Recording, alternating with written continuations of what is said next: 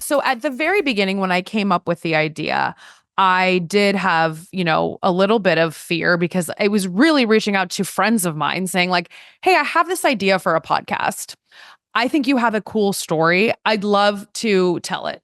And at the time, because it was audio only, I was like, look, we'll just hop on Zoom, record it.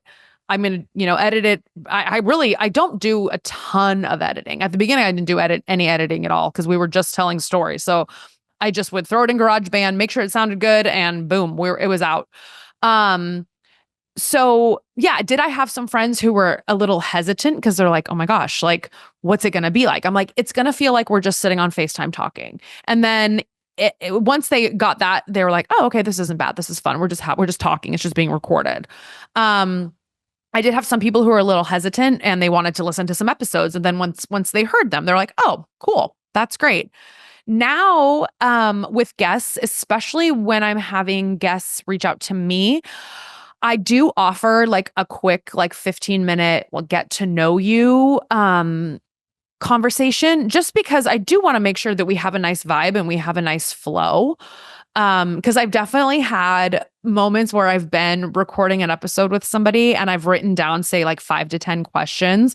And I notice we get through all of those questions and I'll look at my time clock and I'm like, we've only been recording for 11 and a half minutes. Like, you got to think on the fly now, girl. So but then usually it ends up opening up and then it's like, okay, we're good. We got this flow going. Are these like yes or no questions? You're like, are you 15? Do you like cookies?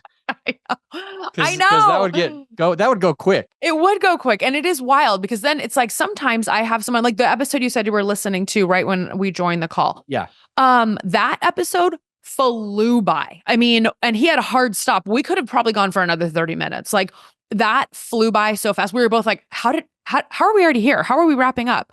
So it is interesting how it all works. But I would say for anyone that is starting out, if you have a good idea, people do like to talk and people like to talk about themselves. And guess what? We're all an expert in ourselves.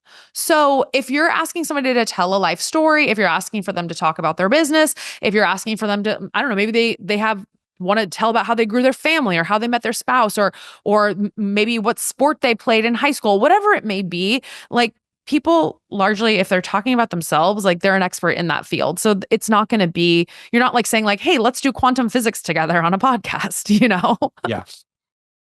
Okay. So these 15-minute conversations, how have they solved things? It sounds like I heard you say sometimes you blow through, 10 questions in a few minutes.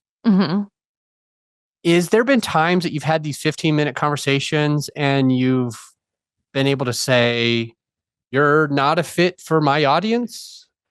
That hasn't happened yet. So I do, if I am getting an inbound, I will research the person before I respond. I'll look at their website. I'll look at their LinkedIn. If I can find them on Instagram, I'll look at their Instagram just because I want to get a feel for, who they are, what kind of business it is, what they're looking to do.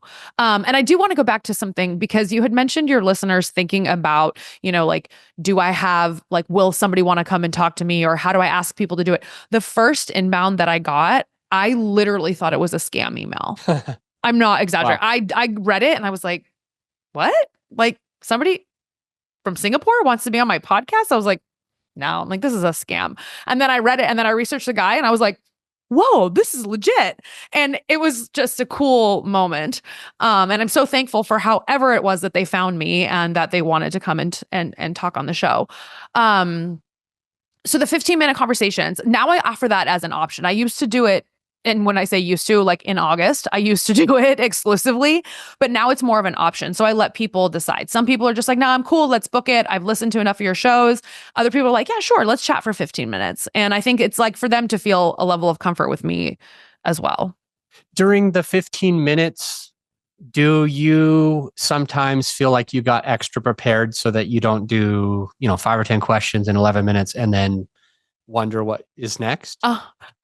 No, I really like to kind of see the vibe and okay. What they want to get out of it is really, what I'm more curious about. And sometimes we don't even end up talking too much about podcast stuff. We just end up kind of chatting and like getting to know one another.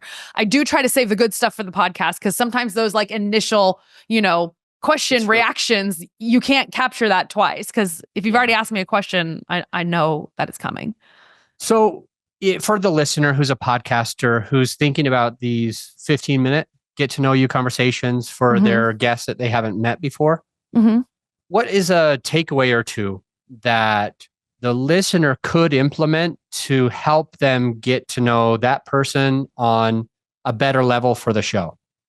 I mean, just always do your research on the person. I think that's really important. I mean, especially nowadays, like with LinkedIn and with websites, if people are on shows, they're often putting clips of them up, or if you type in their name, it'll come up in YouTube. So you can kind of see like, what does this person sound like? Like, what are they talking about? Do they seem like fun? Is it going to be something that aligns with what my show is about and with what my listeners are expecting to hear from me and my guests?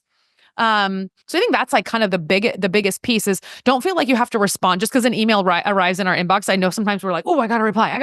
It's like, no, like do your research first and then respond. And you can be picky if you don't think somebody is a good fit.